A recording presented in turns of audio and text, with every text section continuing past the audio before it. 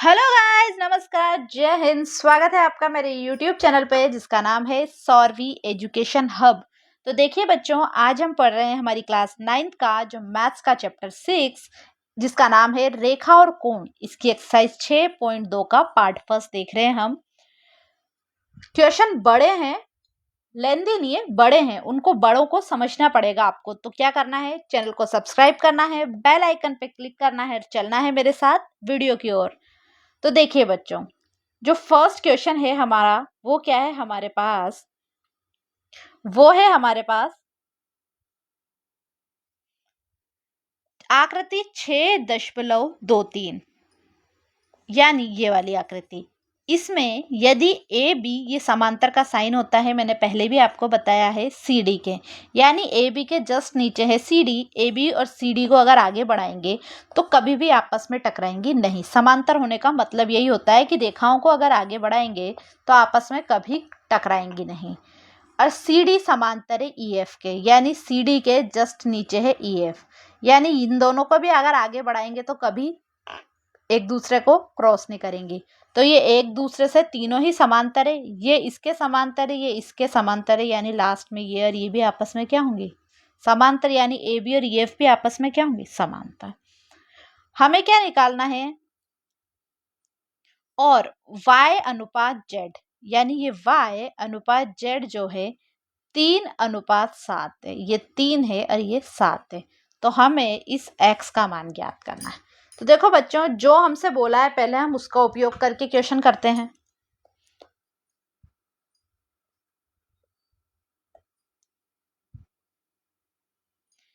तो हम ऐसे लिखते हैं ना, सॉल्यूशन, ये हमारी तरीका है।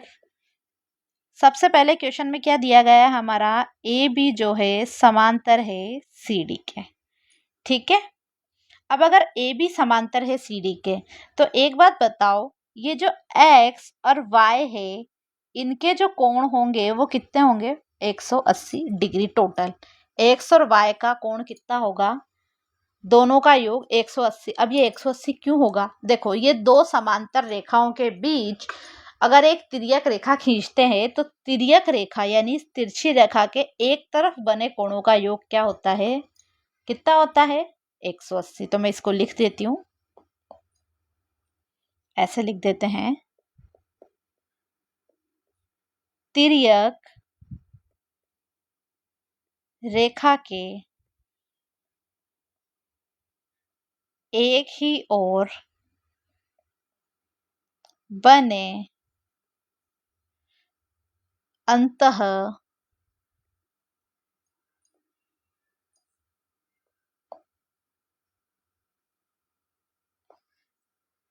एक ही ओर बने अंतः कोणों का योगफल यानी टोटल योगफल कितना होता है, 180 डिग्री। ये मैंने आपको एक इंट्रो वीडियो पढ़ाई थी, उसमें भी बताया था। तो अब आ गया समझ में आप लोगों को कि 180 क्यों आया, क्योंकि ये दो समांतर रेखाओं के साथ बनी हुई तिर्यक रेखा है। इसके एक तरफ यानी इस साइड या इस साइड बने हुए दोनों जितने भी कोण होते हैं, एक और दो है इधर, तो दोनों कोणों का योग कितना होगा, कितना होगा बच्चों, 180 डिग्री, ठीक है। अब हम आते हैं, हमें दोबारा क्या बोला हुआ है कि ए बी समांतर है सी डी के और सी डी समांतर है ई एफ के। जो बोला है हम वापस वही लिखेंगे,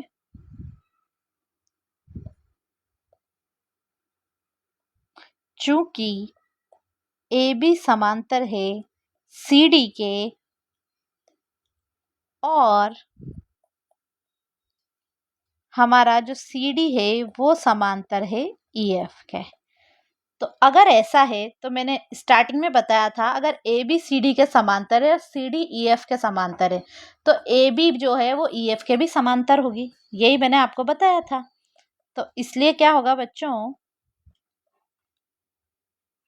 इसलिए क्या होगा, ये जो हमारा ए बी है ये समांतर होगी किसके, ई एफ के।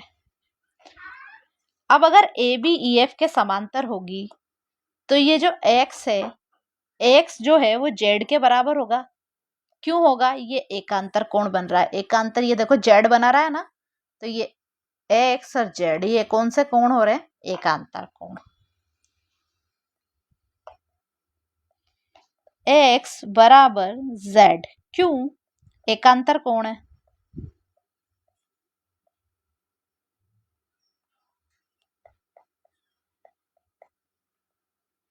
ठीक है ना।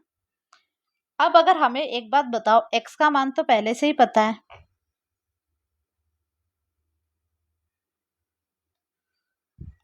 पता है नहीं पता है? ये एक्स जो है, देखो अगर हमने यहाँ पर क्या लिखा, x plus Y is equal to 180, यही लिखा था, एक ही तरफ वाले हैं। तो अगर इधर हम देखें, इधर क्या होगा, z और ये y, ये भी एकांतर कोण बना रहे हैं, बना रहे हैं ना। ये एकांतर कोण, तो ये भी एकांतर कोण बना रहे हैं y और z। तो इन दोनों का योग भी कितना होगा, 180। कितना होगा बच्चों, 180 दिख रहा है। z प्लस वाई बराबर 180 डिग्री। देखो z प्लस वाई बराबर कितना होगा, 180। ठीक है, ये कौन से कोण है, एकांतर कोण। अब हमसे क्या बोला है क्वेश्चन में कि जो y अनुपात z इज इक्वल टू है 3:7, यही बोला। तो अब हम उस वाली लाइन का उपयोग करेंगे। क्या कर रहे हैं हम,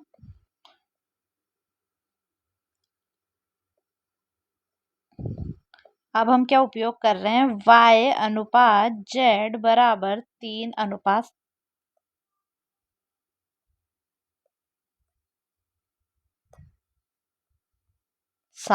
ये दे रखा है हमें।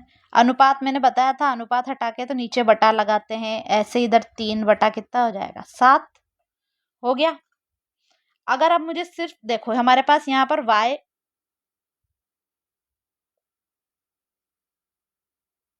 y और z है, कितना है बच्चों। तो मैं अगर इसमें से y की वैल्यू निकाल लूँ या z में y की निकाल लूँ, चलेगा? अगर y की वैल्यू निकालूंगी तो ये z कहाँ चला जाएगा, ऊपर। ऐसा ही होगा, कौन सा मेथड है, वज्र गुणा। तो ये 3z/7, ये ऐसा ही हुआ।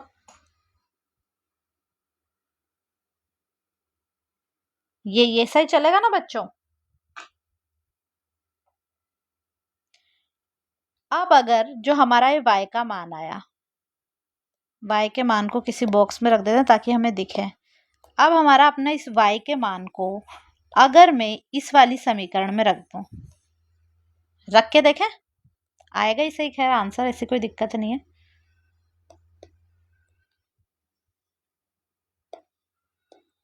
अब मैं क्या करूंगी, ये जो y का मान है, समीकरण 1 नाम देते हैं,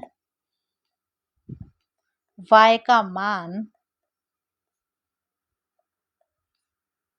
समीकरण 1 में रखने पर,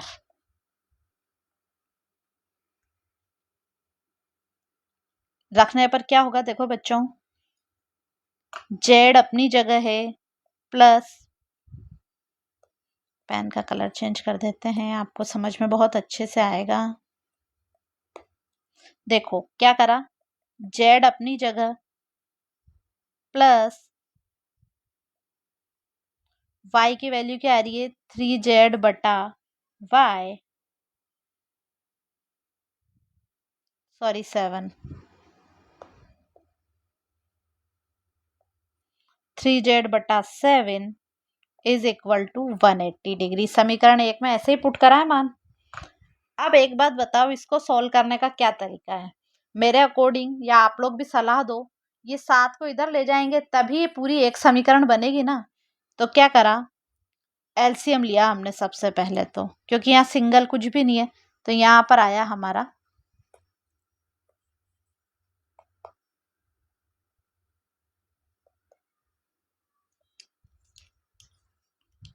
9 नीचे अगर जेड के नीचे कुछ नहीं है तो हम क्या मानेंगे बच्चों, हम उसकी जगह मानेंगे 1।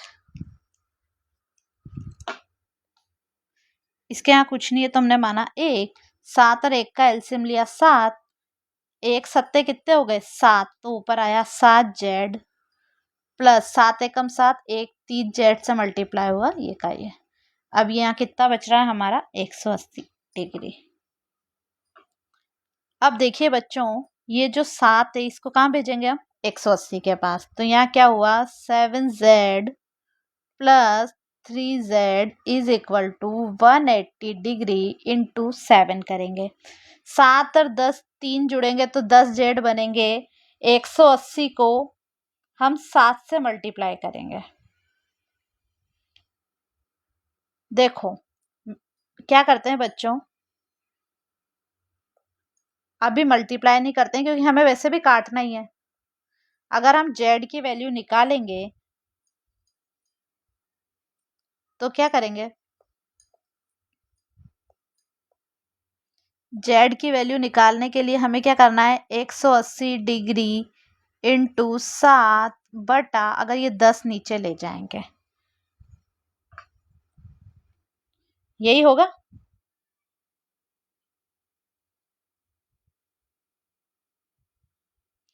तो क्या करेंगे, इस 1 0 से ये कट गया। 18 7 कितने होते हैं बच्चों, z का मान कितना आया हमारा 126 डिग्री। 126 डिग्री आया। तो अब हमें क्या निकालना है x का मान। तो एक बात बताओ, x और z हमारे बराबर है, ये हमने एकांतर कोण लिखा था अभी। तो x और z बराबर हैं तो x भी कितना आएगा बच्चों 126 डिग्री। सेम है।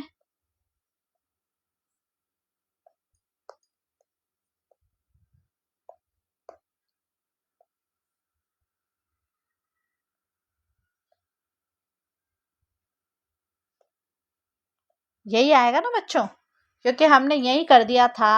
ये क्या बताया था कि हमारा जो x और z है वो एक ही बराबर है। कौन से कोण से, एकांतर कोण से। तो इस वजह से क्या हो गया ये 126। देखो इस क्वेश्चन को दोबारा डिटेल में वापस बता देती हूँ, क्योंकि अगर अभी एक बार में समझ में नहीं आता तो फिर कभी नहीं आता। ए बी समांतर है सी डी के, सी डी समांतर है ई एफ के, ठीक है। और ये जो y अनुपात z है वो कितना दे रखा है हमें 3:7। इस x की वैल्यू निकालनी है। समांतर है, उसके बाद अगर तिर्यक रेखा होती है तो तिर्यक रेखा के एक ही तरफ बने कोणों का योग कितना होता है 180 होता है। चूंकि ए बी समांतर है सी डी के एंड सी डी समांतर है ई एफ के, तो मैंने स्टार्टिंग में ही बताया था ए बी भी ई एफ के समांतर होगी। यानी जो ये हमारा x और ये z ये भी आपस में क्या होंगे एकांतर कोण बना ही रहे हैं। ये देखिए z बना रहे हैं। अब अगर ये ऐसा कर रहे हैं तो एक बार देखो आप, ये z और ये y इन दोनों का कुछ ना कुछ तो कनेक्शन है। अगर हमने इन दोनों को ऐड करेंगे तो ये क्या बनेंगे बच्चों 180 डिग्री। क्या बन रहे हैं बच्चों ये 180 डिग्री। एक ही रेखा के ये z बना रहे हैं और एकांतर कोणों का योग कितना होता है 180 डिग्री। अब हमने एक ये क्या करा y अनुपात z हमें दे रखा है, अनुपात हटाएंगे नीचे बटा लगाएंगे, सिर्फ y की वैल्यू निकाल ली। ठीक है, y की वैल्यू निकाल ली, z इधर पहुंचा दिया। अब ये y का मान ये हमने जो समीकरण 1 मानी थी इसमें रखा, और रखने के बाद क्या आ गया हमारा इस z का मान। और z और x बराबर है, तो अगर z 126 है तो x भी कितना है 126। अब हम चलते हैं हमारे इसके सेकंड क्वेश्चन की ओर। तो देखिए बच्चों जो सेकंड क्वेश्चन है वो है हमारा आकृति 6.24 में यदि ए बी समांतर है सी डी के, और ये जो ई एफ लंब है किस पर सी डी पर, लंब यानी ये कौन सा कितने डिग्री का कोण बन रहा है 90 डिग्री का। कोण कोण जी ई डी ये वाला कोण जो है वो है हमारा 126। कितना है बच्चों जो ये वाला कोण है वो हमारा है 126 डिग्री, यही बोला। अब कोण AGE, AGE यानी ये वाला एंगल, और दूसरा कोण GEF, GEF यानी पेन का कलर चेंज कर देती हूँ, GEF यानी ये वाला, और कोण FGE, FGE यानी कौन से वाले कोण की बात हो रही है बच्चों? इस वाले की। उसने ये बोला है हमें बाकी सारे एंगल ज्ञात करने हैं। कौन कौन से? एक तो ये, एक ये और एक ये। ठीक है, ये साइन लगा दिए मैंने यहाँ पर, हमें ये सब ज्ञात करना है।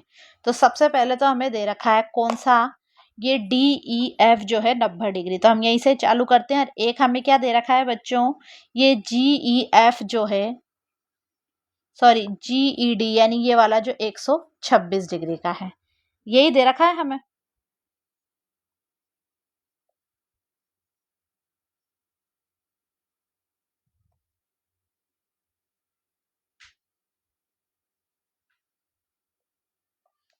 एक 126 डिग्री का है, यही दे रखा है हमें।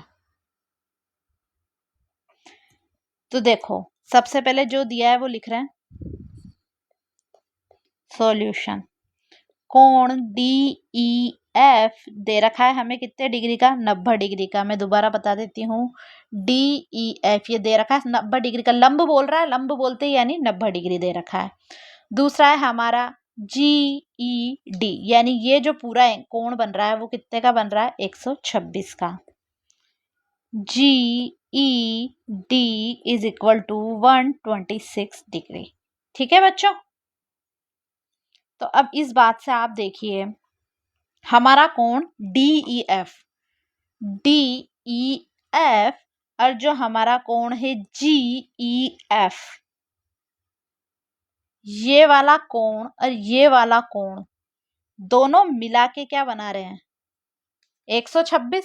देखो ये 90 डिग्री वाला पार्ट तो है ही सही, DEF वाला, और अगर हम देखें तो हमारा ये GEF ये वाला पार्ट ये कितने डिग्री का है टोटल मिला के, 126। देखो मैं लिख देती हूँ बच्चों, DEF plus GEF is equal to कितना, 126 डिग्री। DEF हमें पता है कितना डिग्री, 90 डिग्री। तो अब हम GEF निकाल सकते हैं क्या, बहुत इजीली निकाल सकते हैं। देखो क्या करेंगे हम, GEF निकालने के लिए ये 126 डिग्री में से क्या माइनस कर देंगे, हम ये इधर वाला 90 डिग्री माइनस कर देंगे।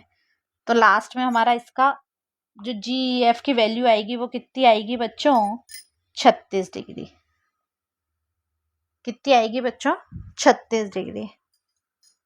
आगे चलते हैं हम, पर अपन को एक क्या चीज बोलिए कि देखिए हमारा जो कोण EFG, ये वाला कोण भी पूछा है ना हमसे, EFG और FED, कौन सा, FED, ये अगर हम देखो आप ध्यान से, EFG और FED ये क्या है, एकांतर कोण बन रहे हैं। ये देखो बन रहे हैं ना एकांतर कोण।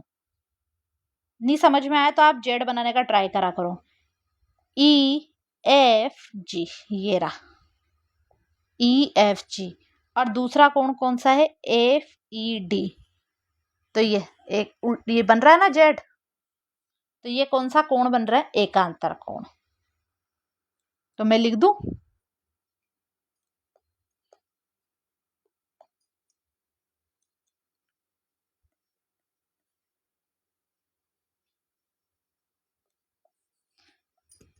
अच्छा देखो उससे पहले एक चीज देखो आप लोग, हमारा जो ये कोण AG और ई है, ये ए जी, ये छोटा वाला कोण, और जो दूसरा कोण है हमारा जी ई और ये एफ, ये वाला दूसरा कोण हमारा ये है, और तीसरा कोण है हमारा ई एफ जी।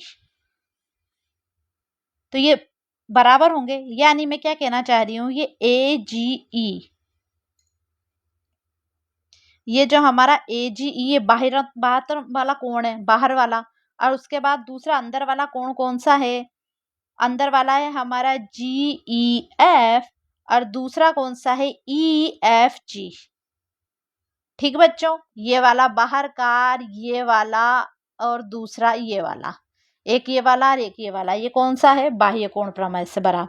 मतलब ये बाहर वाला किसके बराबर है, ये इस वाले जी और इस वाले एफ वाले कोण के बराबर है। किसके, जी ई एफ और ई एफ जी, ये बाहर है और ये दोनों अंदर के कोण क्या है, आपस में बराबर है। मैं लिख देती हूँ, लिखने से ज्यादा आप लोग समझ जाओगे। कोण ए जी ई बराबर कोण जी ई एफ प्लस कोण ई एफ जी। ये बाह्य कोण प्रमेय पढ़ाई थी ना स्टार्टिंग में, मैं एक बार फिर कोण बता रही हूँ। कौन से हमारे ए ई जी, ए जी ई सॉरी, ए जी यानी ये बाहर वाला कोण किसके बराबर है, जी ई एफ, ये वाला अंदर वाला कोण, और ई एफ जी ये वाला हमारा अंदर वाला कोण। ठीक है, इन दोनों का योग इस बाहर वाले कोण के बराबर है। यानी कोई बात, अपने तो ये बाहर वाला जी किसके बराबर है, अंदर वाला ई और अंदर वाले एफ के टोटल के। पर अपन को एक बात और भी याद है कि जो हमारा ये कोण ई एफ जी और कोण एफ ई डी, ये एकांतर कोण है। अब आपको आगे बात समझ में, ये जेड बना रहे हैं, यानी ई एफ जी, ये ई एफ जी, और हमारा एफ ई डी क्या बन रहा है, एक एकांतर कोण।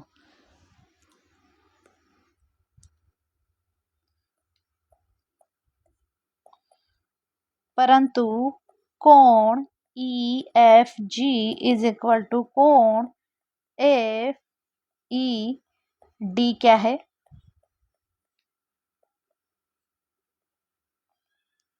एकांतर कोण। हमको दे रखा है क्या कि ये एफ ई डी कितना डिग्री है, 90 डिग्री। ये दिख रहा है ना, एफ ई डी लंब बन रहा है। तो अपन को क्या पता है, F E D is equal to 90 degree. अब ये 90 डिग्री है, इसकी वजह से क्या होगा, कोण ई एफ जी वो भी कितना होगा, 90 डिग्री। एकांतर कोण आपस में बराबर होंगे, एकांतर कोण आपस में बराबर होंगे। अब हम अगर हमें निकालना है कौन सा कोण हमारा ए जी ई, यानी ए जी ई, अगर ये निकालना है तो मैंने अभी आपको क्या बताया था,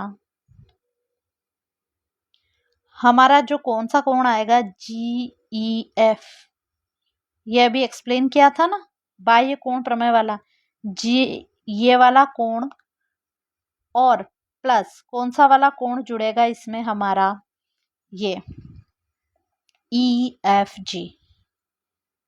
कौन सा वाला कोण बच्चों, ई एफ जी। तो ई एफ जी वाला कोण कौन सा है, 90 डिग्री। और ये वाला कोण कौन सा है, जी एफ 36 डिग्री। तो मैं इसको लिख देती हूँ आपके लिए।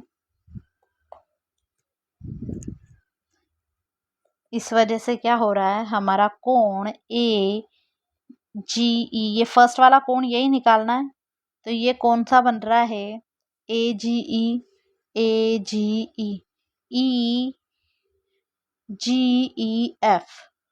तो ये किस किस का टोटल है, कोण जी ई एफ प्लस कोण ई एफ जी, बाह्य कोण प्रमेय है।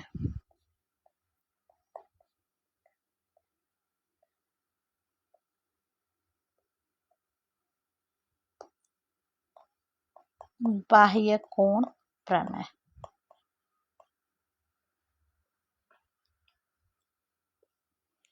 ठीक बच्चों, तो मैं ऐड कर देती हूँ। यहाँ पर आएगा हमारा 36 डिग्री, यहाँ पर आएगा 90 डिग्री, दोनों का टोटल बनेगा कितना बनेगा 126 डिग्री। कोण किसका है ये AGE। ठीक बच्चों, तो ये तो हो गया हमारा कौन सा वाला कोण AGE। ठीक, अब एक बात बताइए बच्चों, AGE और EG और F ये एक ही सरल रेखा के दो हिस्से हैं, एक ये वाला एक ये वाला। सेम है ना, ये रैखिक कोण युग्म है। देखो मैं क्या कहना चाह रही हूँ, ये AGE और अगर हम देख रहे हैं हमारा EGF, तो ये देखो ये एक कोण ये रहा, एक कोण ये रहा, एक ही सरल रेखा पे ये बने हुए दोनों कोण है, यानी रैखिक युग्म है। इनका योग कितना होगा 180 डिग्री। पेज ऐड कर लेते हैं। तो देखिए बच्चों, और हम आगे देख रहे हैं,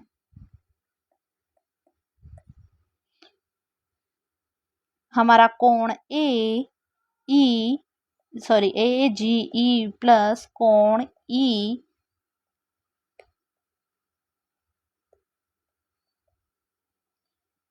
EGF is equal to 180 degree. किस वजह से?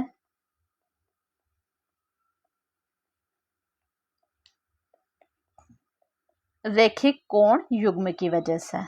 अब रैखिक कोण युग्म की वजह से 180 हो गए। एक बात बताओ,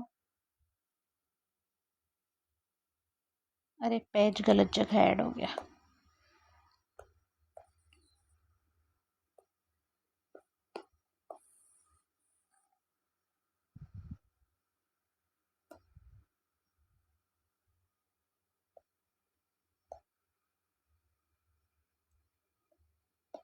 अब लिखते हैं 2 मिनट बच्चों। कोण AGE प्लस कोण EGF is equal to 180 degree. Reason रैखिक कोण युग्म।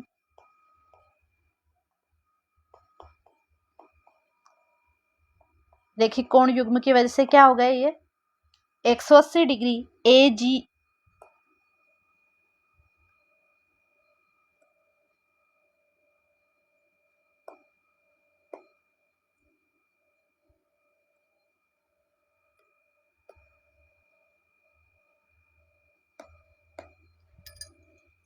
देखो, कोण AGE प्लस कोण EGF is equal to 180 degree, यानी रैखिक कोण युग्म। रैखिक युग्म बना रहे हैं ना। उसके बाद ये एक्सप्लेन किया मैंने आपको, ये सरल रेखा है, इसका AGE और हमारा दूसरा क्या बन रहा है हमारा EGF, यानी एक कोण ये है एक कोण ये है, पूरी सरल रेखा के दो एक ही तो टुकड़े हो रहे हैं, ये एक इधर और एक इधर, 180 डिग्री योग होगा। अब अगर हमने क्या निकाल रखा है बच्चों, AGE की वैल्यू तो हमने निकाल रखी है, तो मैं रख दूं 126। ये आया हमारा 126 डिग्री प्लस कोण EG